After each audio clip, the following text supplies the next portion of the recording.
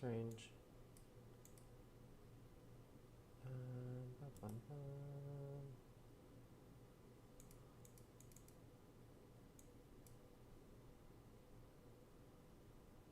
wonder why the chat's not working.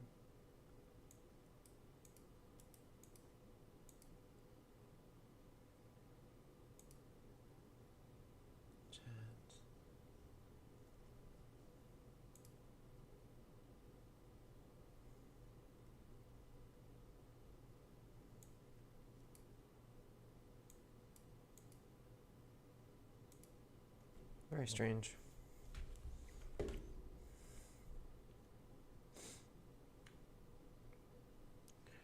OBS is such shit of a program.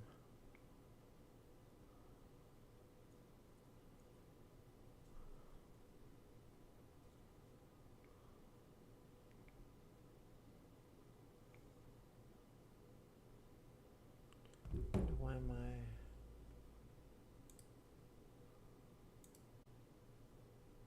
Okay, that's better.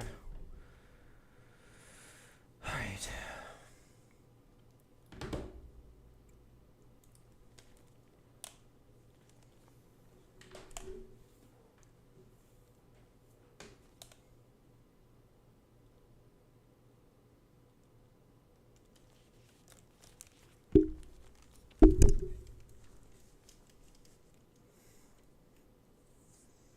I wonder if I can change the settings on my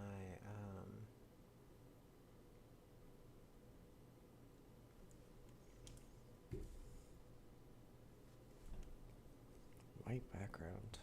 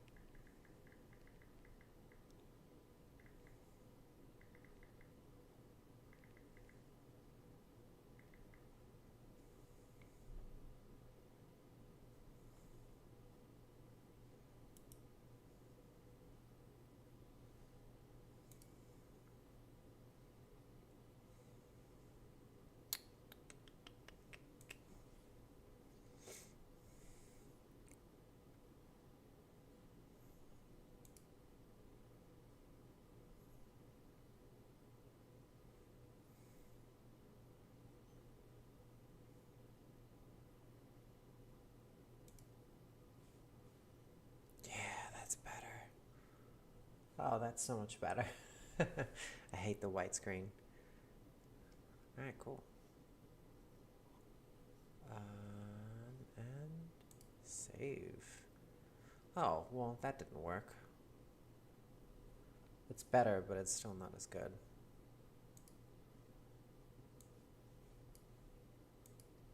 It's fine.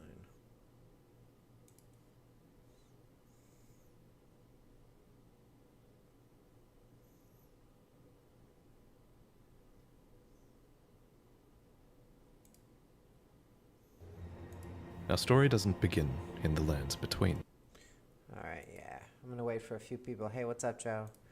Yeah, I'm going to go ahead and buffer this a bit. We're going over, since the Elden Ring DLC is coming out, I decided to do a little lore recap for everyone that follows and watches, just to see if, they're interested. Because it's going to come out the 21st of June, and I've taken the day off already from work, but I will probably be playing the evening of the 20th. I'm sure it'll come out. This is really good. Yeah, it'll probably come out the evening of the 20th, so, yeah. All right, let's see. Okay, we got Missy here. I want to see. We're going to wait, like, 5 minutes until other people can come. Well, I mean, who gives a shit? I might actually just re-edit it and stuff. And so right now we're just going to do it live. And then I might re-edit it later, and yeah. Our story doesn't begin in the lands between. It begins in the cosmos, far away, with an outer god called the Greater Will. There are a lot of outer gods mentioned in Elden Ring. You can think of these kind of like the Great Ones of Bloodborne. They're distant beings, they're all-powerful, and they're quite unknowable by design. But many of these outer gods want to make their presence felt in the world. The Greater Will, maybe most of all. To this end, it sent a golden star hurtling towards the lands between. The Elden Star's incantation tells us that this golden star was bearing a beast, an Elden beast. The Elden Remembrance calls it a vassal beast of the Greater Will. If you didn't know, a vassal is someone who holds land on behalf of their overlord. Obviously, this is fitting in this case, because the Elden Beast occupied the lands between on behalf of the Greater Will, and was a living incarnation of the concept of order. As such, this beast would later become the Elden Ring. The Elden Ring itself is made up of runes of power, some great, some small, that together represent a sort of logic for the world to follow. Thus, the Elden Ring represents order. The true nature of this order is a subject of constant debate and research undergone by fundamentalists. But two of the key fundamentals are the laws of causality and regression. You can think of the law of causality as cause and effect, where actions have consequences, and those consequences are new causes that branch out into infinity. These are the relationships between things. Then there's the law of regression that states that all things eternally yearn to converge and return to their roots. Fittingly, then, the Elden Ring is housed within the Erd Tree, which towers over the lands between. But it's very important to stress that life in the lands between did not begin with the Erd Tree, the Elden Ring, or the Elden Beast. No, the lands between were occupied well before the Greater Will came. There were other beings here. There were other factions here. There were other gods here. And there was even another great tree here before the Erd Tree. And this is where a huge twist regarding the Erd Tree comes in. So, there are incantations in the game called Aspects of the Crucible. According to their descriptions, these are manifestations of the Erd Tree's primal vital energies. And I quote, "They are an aspect of the primordial crucible where all life was once blended together." But how could all life be blended together in the Erd Tree if the Erd Tree appeared after life existed? Well, there can only be one answer, right? That the Erd Tree is a parasite, and it took over a tree that existed here before. This ancient tree was called the Great Tree. So the Great Tree was almost certainly the location of this primordial crucible, and it must have been a very powerful primordial force for the Greater Will to have commandeered. It might even be the reason the lands between is important to the Greater Will in the first place. It also explains why spells and enemies related to the Great Tree's crucible would eventually be looked down upon. For example, the Knot Talisman is fashioned from a knotted vestige of the crucible, and it was considered a signifier of the divine in ancient times, but is now increasingly disdained as an impurity as civilization has advanced. Enemies related to the crucible are the Omen, the Misbegotten, and the Crucible Knights, and all three of them would be shunned, enslaved, or imprisoned. Those who speak for the Erd Tree don't want you to know its roots, so to speak.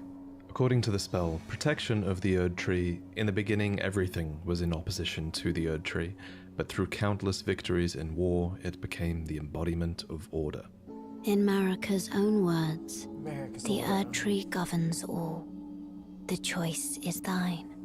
Become one with the order, or divest thyself of it, to wallow at the fringes, a powerless upstart. But the Greater Will needed more than a big tree. It needed loyal agents in the lands between. To this end, it has the Two Fingers, who are its envoys. The Two Fingers heirloom has a weird picture of them, but it reads, "Of course, fingers cannot speak, yet these are eloquent.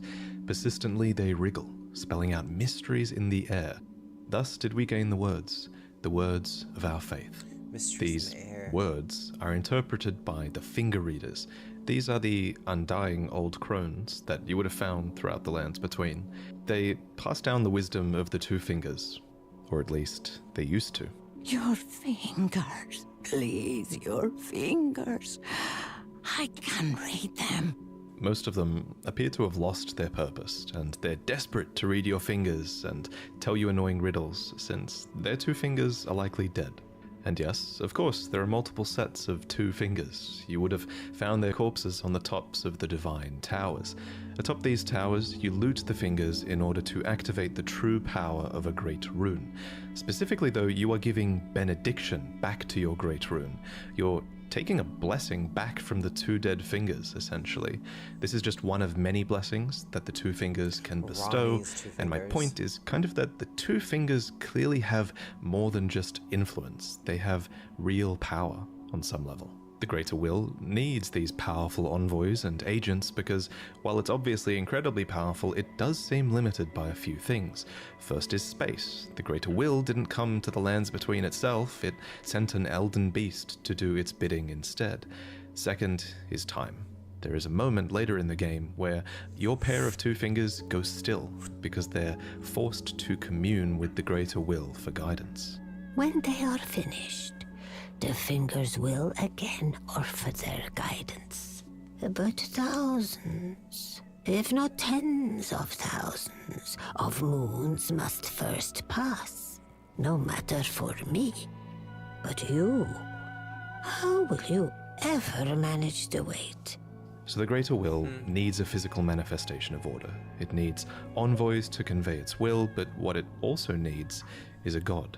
Introducing Marika the Eternal. I thought about getting her I have tattooed this on me. utterly enormous mind map of Elden Ring's lore, and there's a Look at reason that she's shit. at the center. She's essentially the equivalent of Gwyn from Dark Souls, except unlike Gwyn, Marika didn't just crawl out of the dark and find power.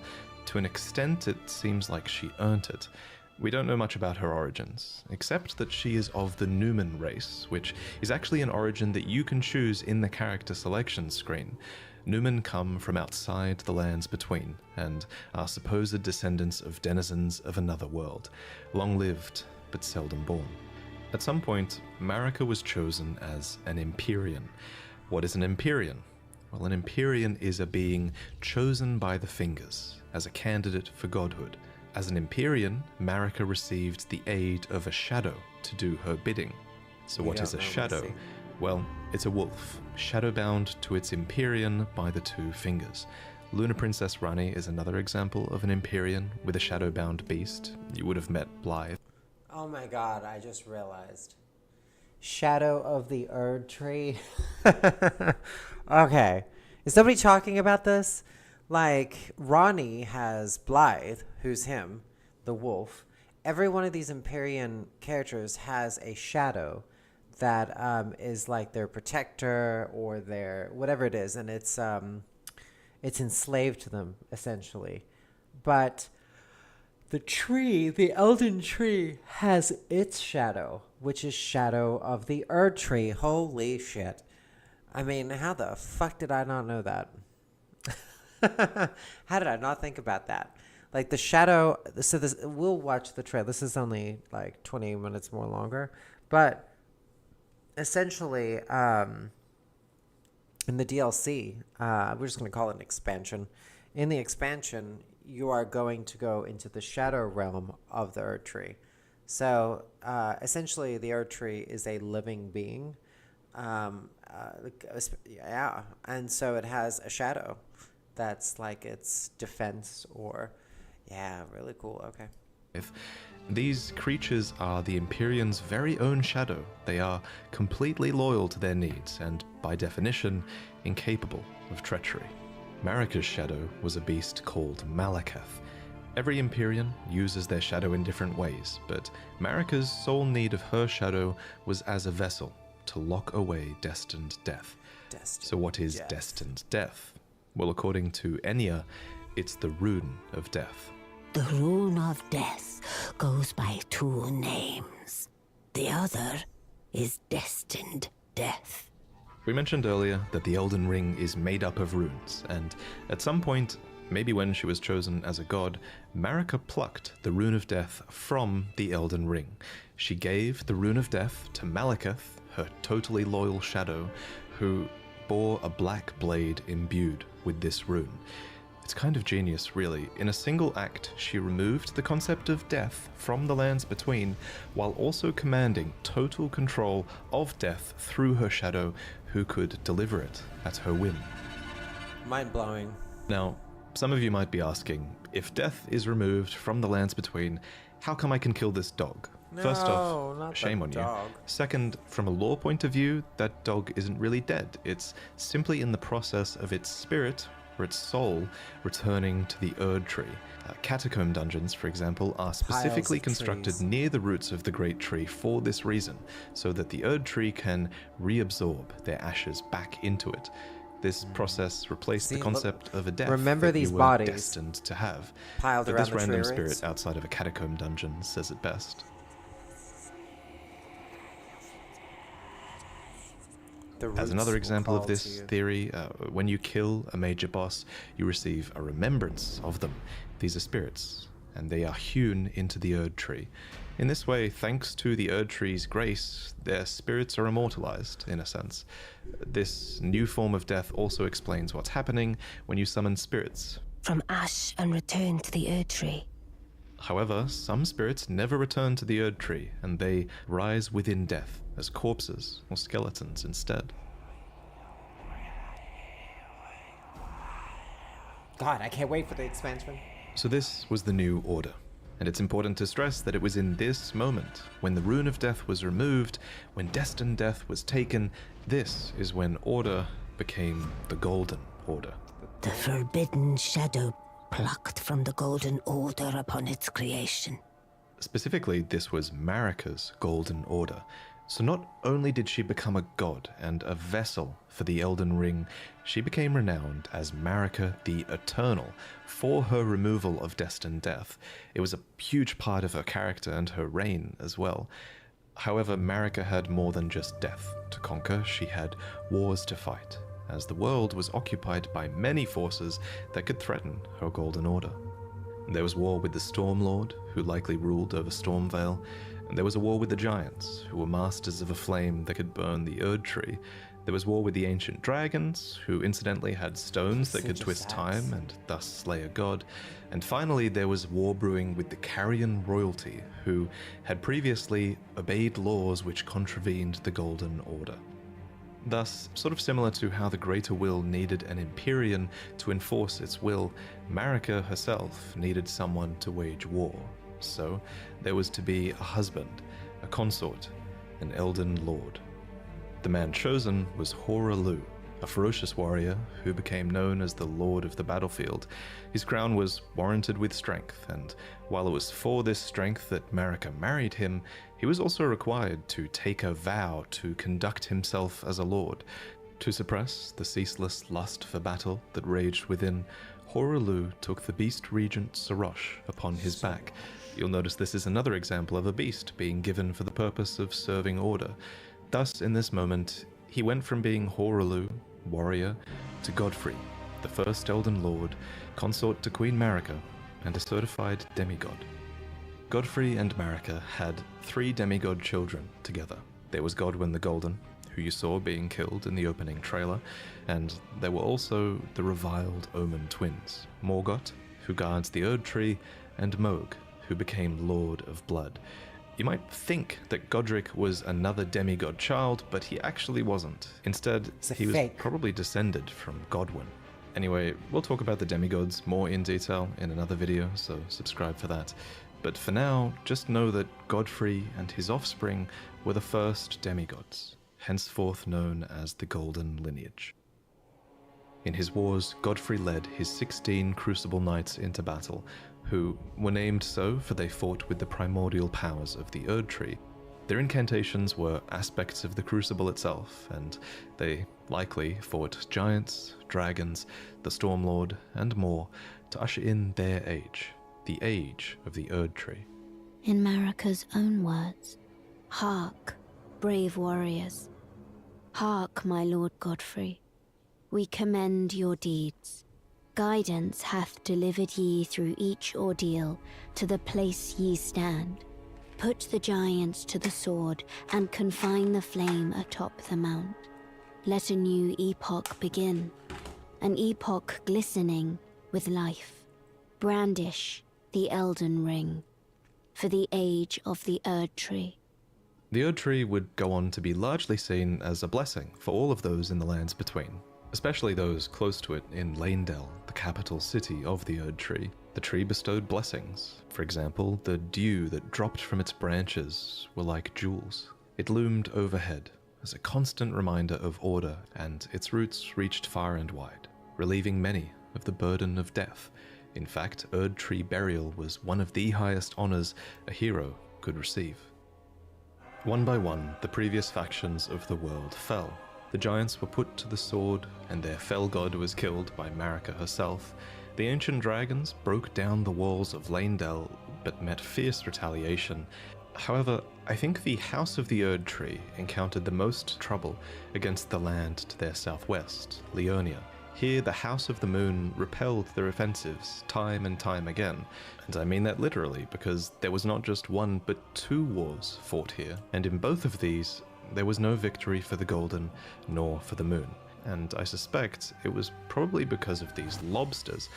These damn things can snipe you from like a mile away, and it's bullshit. Actually, it was probably because of the Carrion Knights, who, according to their weapons, were able to wield sorcerous battle skills, and despite numbering fewer than 20, this power made them a match for even the champions of gold in battle. These enchanted knights were anointed by the Lunar Queen, a young astrologer who went on to establish the House of Caria as royalty in this land. With her bewitching lunar magic, she won over the Academy of Raya Lucaria, where glintstone sorcery was studied, and united the Carian royal family and the learned scholars of Raya Lucaria. This is just the lore defended that we their already home know. from the golden aggressors. At the head We're just of this recapping great it. golden army was Radagon. Lord Radagon was a great champion, possessed of flowing red locks. He came to these lands at the head of a great golden host Radagon's hot. when he met Lady Renala in battle. These two champions clashed, fell in love, and joined their houses. Radagon once cleansed himself with celestial dew, repented his territorial aggressions, and swore his love to Renala.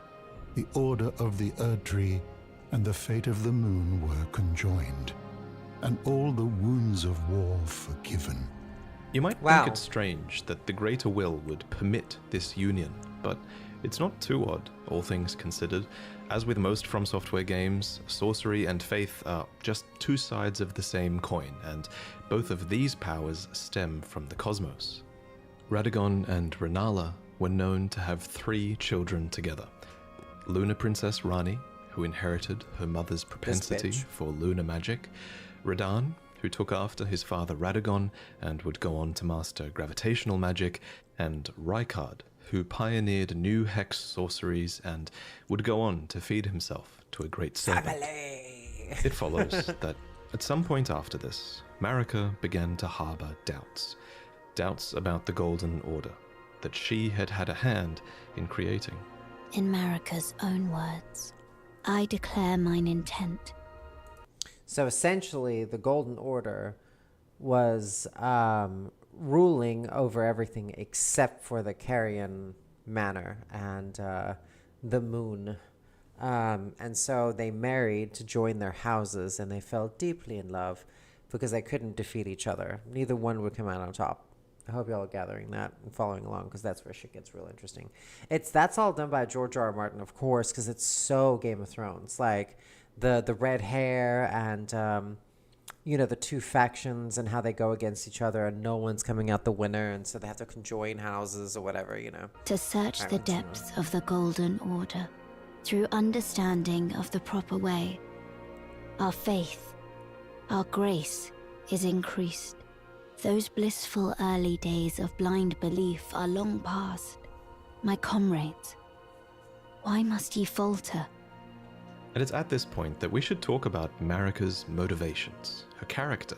This is surely going to be one of those huge points of debate in the coming years, but for now, my working theory is that she wanted to discover the truth behind order and the truth behind the greater will, and she believed that bonds had to be broken so that they could be better understood. She believed that there was great meaning to be found in hardship. Queen Marika has high hopes for us, that we continue to struggle, unto eternity. For Lord Godfrey, his struggle ended at the end of his campaigns.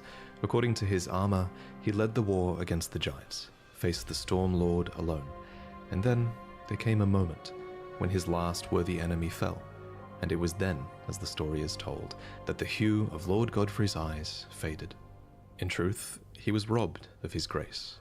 Then Marika sent him away. Get out of My here, lord. fool. And thy warriors, I divest each of thee of thy grace. With thine eyes dimmed, ye will be driven from the lands between.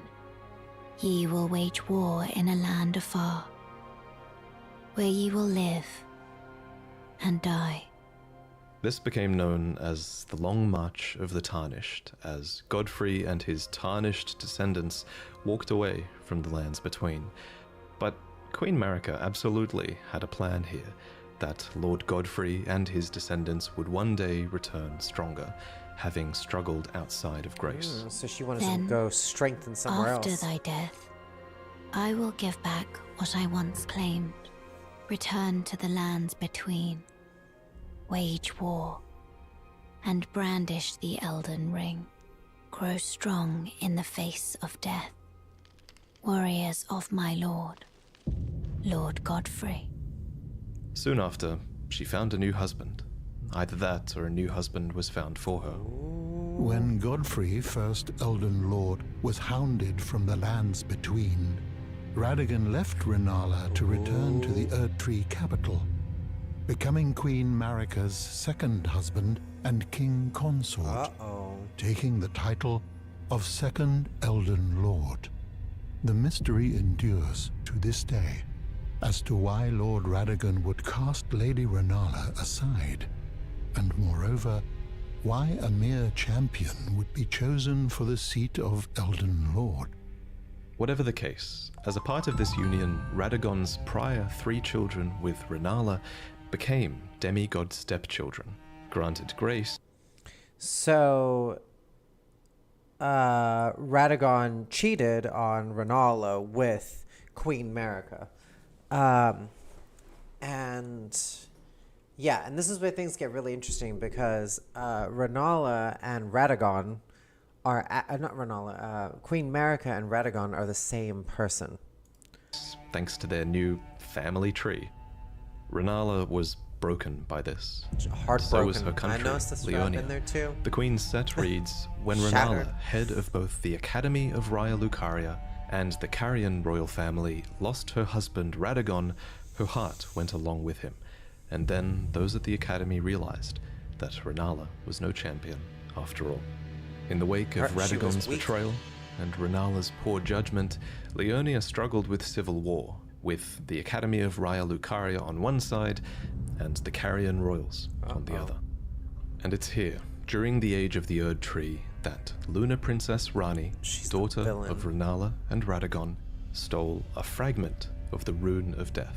It happened during the golden age of the Erdtree, long before the shattering of the Elden Ring.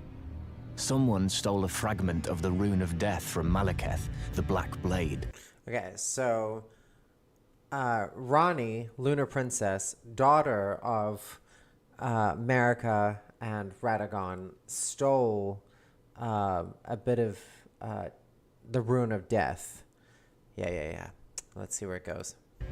As mentioned previously, Malekith was Marika's shadow, and he had sealed destined death in a black blade. Then a fragment, only a fragment, of this Rune of Death was stolen.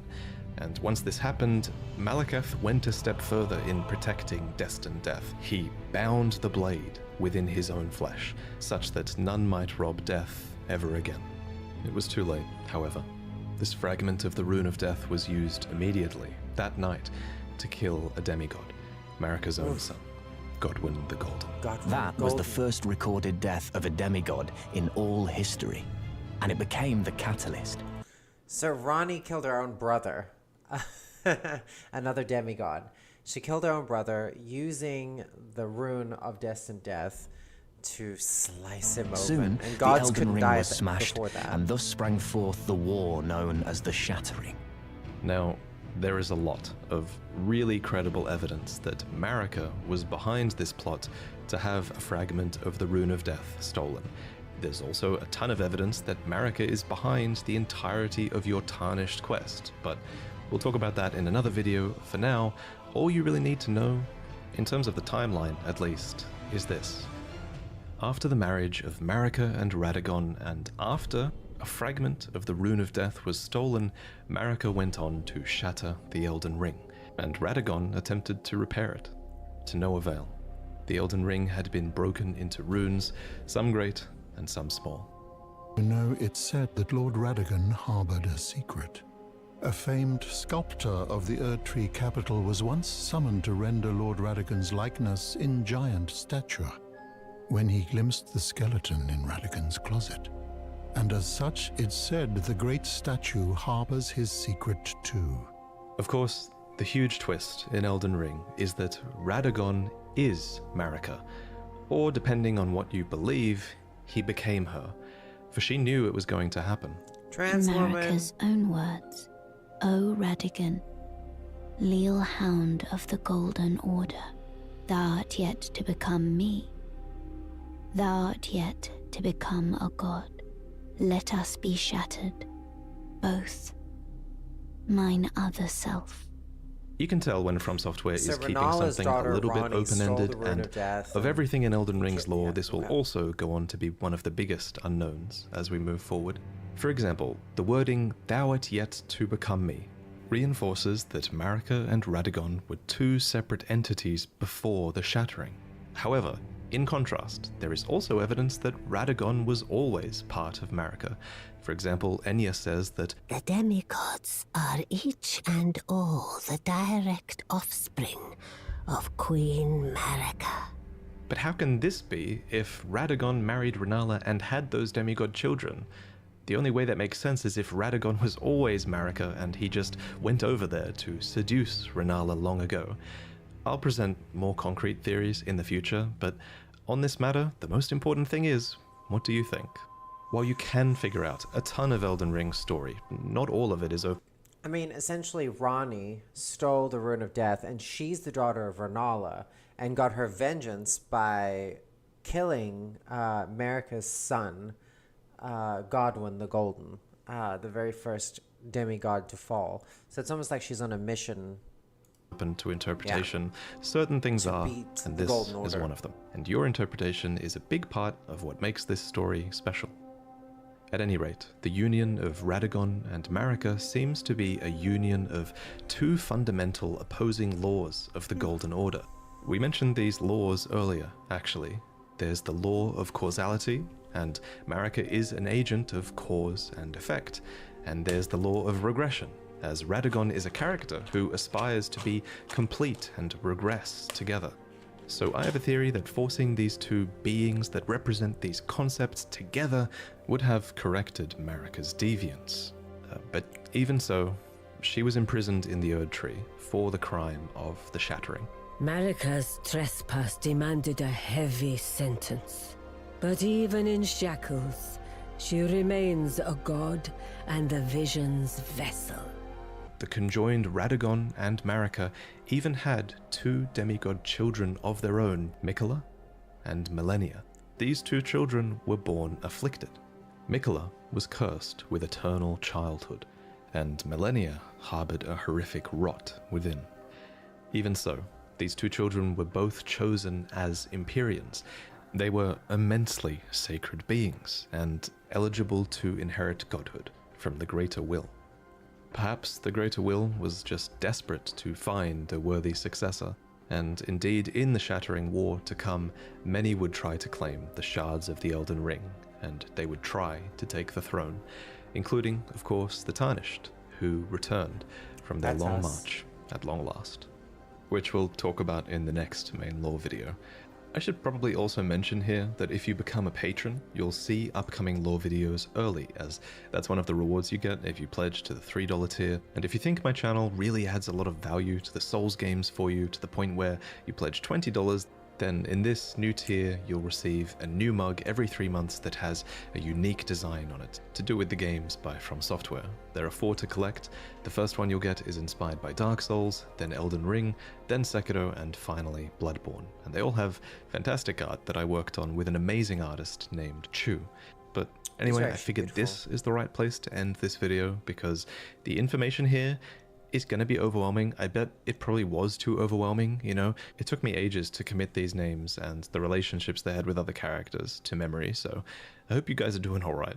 One thing that helped me a lot was that we designed an enormous mind map with pretty much all of Elden Ring's lore, all of its item descriptions, all of its dialogues, all of the relationships between characters that we can think of. We added all of this together, and it helped a ton in learning about the story and visualizing it all. And one day I will make this asset available to you all, because I think after doing it, I think this is the quintessential way to piece together the story, and I think giving you guys this asset eventually will make that accessible for people. So I'm really excited about that. I want to thank Absa and Zard for accepting the paid task of helping me put all the raw data into this mind. Yeah, so that's like the main lore of Elden Ring. Yeah, and then you have, well, yeah, you get the demigods, which I think is like the part 2, right? Yeah. Yeah. And then they break down all the demigods and everything like that. So the next one, so their children, Radagon and Queen Marika, had 2 children, and they were demigods, but they're afflicted. So one of them's Mikola, and then you had Melania, which is the very dangerous, the one you fight in Elden Ring, the fucking psycho bitch. And Mikola was the one that was asleep. That we'll go to that video right now. See if we can find it. All right, so let's do Elden Ring, the new trailer that came out. It's the story trailer. So yeah, let's go ahead and give it a watch. Let's enlarge it. Let's pause it. Let's put it on high quality streaming. Ooh, 4K. So this is the expansion. This trailer is about the expansion. It's only 3 minutes long, but back door. Let's see. Did a pet walk by? A pet passed by. I'm surprised she keeps coming back. There's this girl cat. Oh wow, she's like hanging out on my back porch for real. This cat, man, she's been having sex on the backstab. She's got 4 kittens. I mean, she's on a whole other level. This cat will not stop. She is on a mission. I don't know what she's up to. Let's see if I can quickly get her a little video of her on the back steps. She's really cute, but she's got kittens, and not only does she have kittens, yeah, so I guess she's just gonna... Damn it, I have another cat that's chosen me as their mother. It's ridiculous. What is she doing under there? And she's cleaning herself. She's real cute. Alright, so let's continue on with the story. This is the new trailer that just came out. It's very exciting.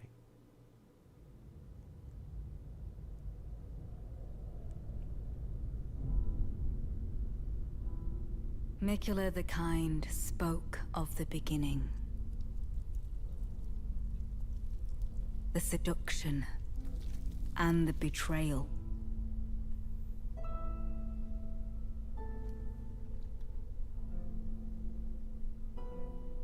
An affair from which gold arose.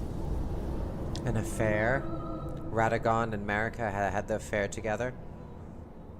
And so too was Shadow born. What followed was a war unseen.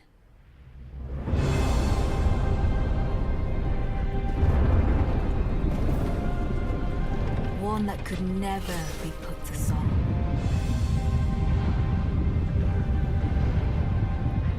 A purge without grace or honor.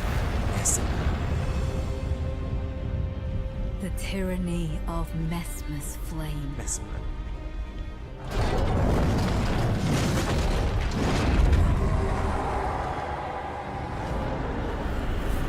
Cool as ice.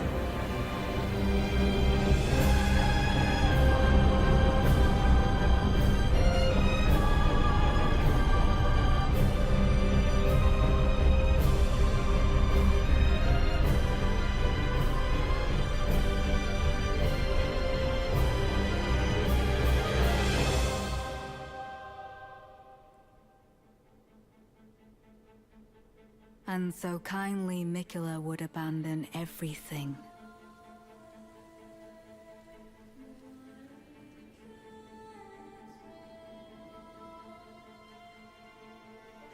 His golden flesh, his blinding strength,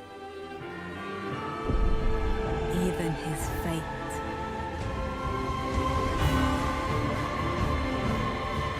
But we are not deterred.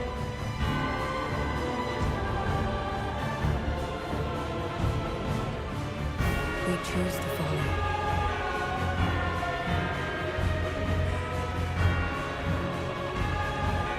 Will you walk with us?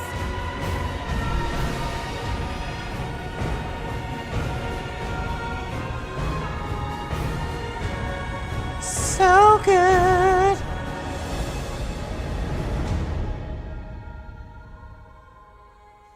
So good. All right. So my theory is, okay, so let's get with it. So right through here, Spoke, we can do it this way. Yeah.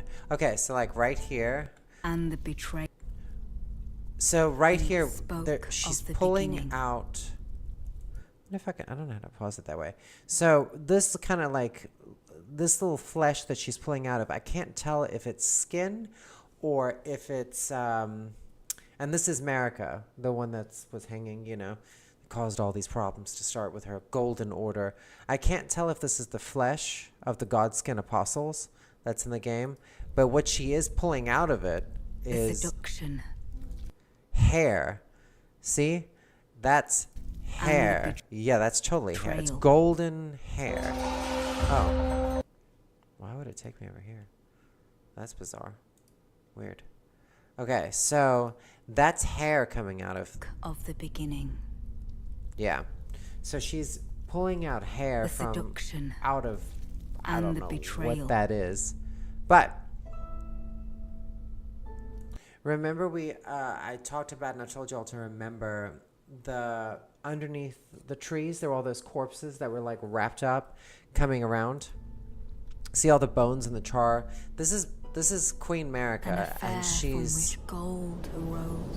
and see, they were saying an affair, which is Radagon and Queen Marika cheating on Renala, and that's when gold, like when the golden ring, the Elden Ring, and the Golden Order began. So, and this is hair, but I'm trying to figure out where the hair comes from. It's not hers. I don't know if it's Miquella's. I don't know where she got this, but so right here, see all the bodies going up, and the gold is on the through the passageway, but in this area, it's shadow. So I'm assuming she stole hair from Miquella, who's in the shadow area, and she created the Golden Order. And so too The was Elden Shadow Ring. born. What followed was a war unseen. Yeah, because it's like... So we were talking about the shadow. Every one of them has a shadow that helps them out, like each character. And this is the shadow of the Erd Tree. So, like, it's a protector, in a sense. I just One don't that know. could never be put to song. I just don't know who Messimer is. Purge without grace or honor. So Messimer right here with his snakes. See the little snakes down here and his little twink ass. But I don't know who he is. He could be because he's got the snakes, which is a sign of Rykard, which is the he's also got flame, and that flame could be like Moog. And Moog was, these are the children of Renala and not Renala, Renala and Radagon. So these are the children. They could have been banished because they could have been the demigods that, but Ronnie made it out. That's where it gets very confusing. I don't know where they came from, but the snakes represent Rykard, which was one of the children. Anyway, it's very confusing. But he is really cool though. The tyranny of Mesmer's flame. And this character right here, I'm dying to know what this is. I mean, and what's so strange is like you can see a hand right here and see the leg. There's a leg right here. And see, what's his name's down here with the snakes? Mesmer. And he's just so cool. Like right there, he just so calmly opens up his hand. And, yeah. Cool as that. And now here's what I wanted to see. That creature that we're just looking at that was dancing around, I can't tell if this is them. I think it is.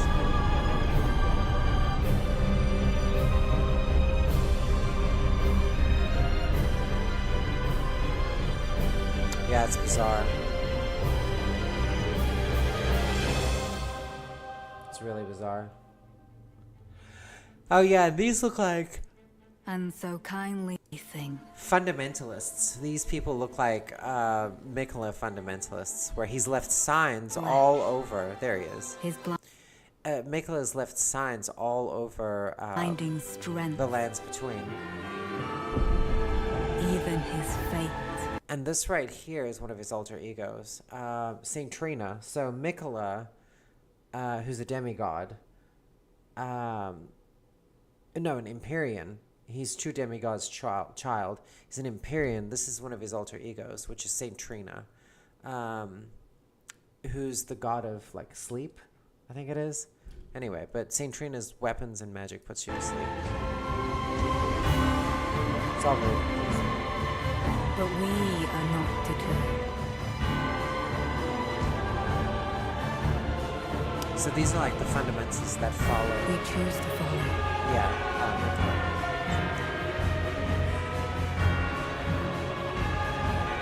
Will you walk with us? Yeah. It's all very interesting. Anyway. That's my Elden Ring breakdown. Elden Ring lore. There's a lot more to it, of course. There's like a lot more. But I feel that, I feel like that's a good one. I feel like that's a good little breakdown. Anyway, I don't know how many people stayed. I don't know how many people stayed to watch me, but, yeah. Anyway, pretty cool. Ooh, is this the statue? Rise, Tarnished. Elden Ring Shadow of the Erd Tree Collector's Edition is here, and it includes 19-inch Mesmer the Impaler figure. Look at it in all its horrific glory. It also includes a 40-page physical art book, a digital soundtrack, as well as the digital game code for the platform of your choice. Rise. Yeah. I wish I could just get the statue. I don't want all that stuff. Lord, we're gonna be fucked. All this stuff is fucking crazy. Our world. Alright, well, I hope everybody enjoyed that.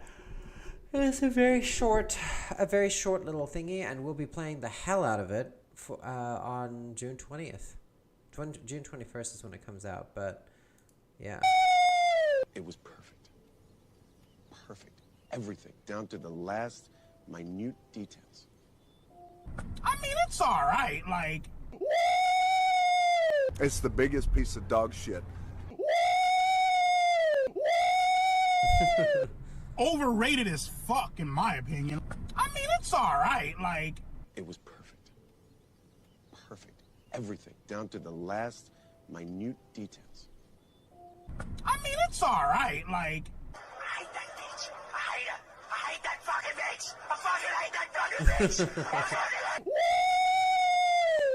Overrated as fuck, in my opinion. That's what I'm talking about!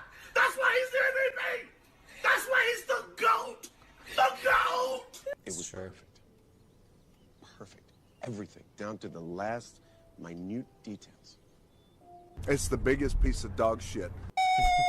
It was perfect. Perfect. Too funny. Ooh, look at that little funky little bird. Alright, well, oh yeah, that one was so good. This is Woodstock 2014.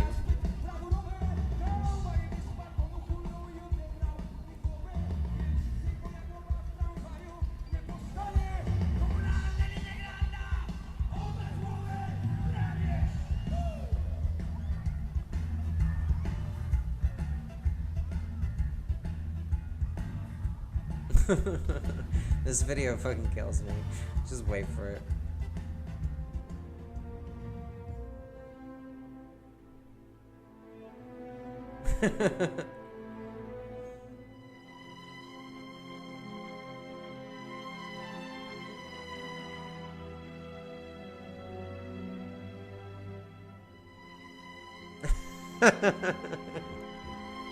Classic.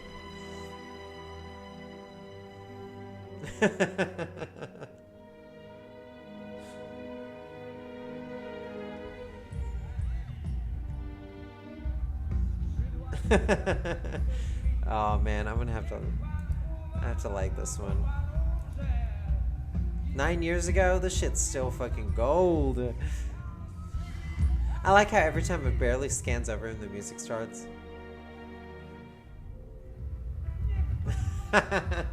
So fucking good. He looks just like Gollum too.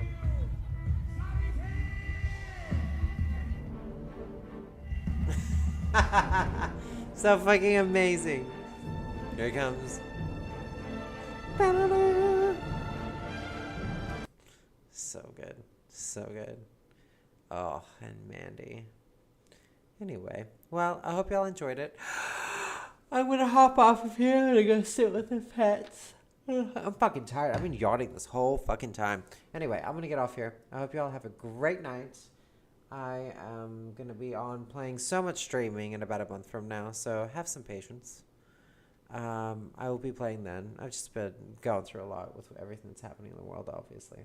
That video I made, I've watched it like twice, I think, and when I went through it, I was like, God, you look like shit. This looked like fucking terrible. I was like, well, it was authentic. That video I posted yesterday was like, with everything going on, was like, to my core, I was shook with everything going on. Fucking, I felt like I finally expressed myself fully. Just got it all the way out, you know? And then when I uploaded that video, I was like, damn, girl. Yeah. And people are like, are you okay? I'm like, I'm fine. But I'm glad that, like, I put it out there. That video needed to be put out there.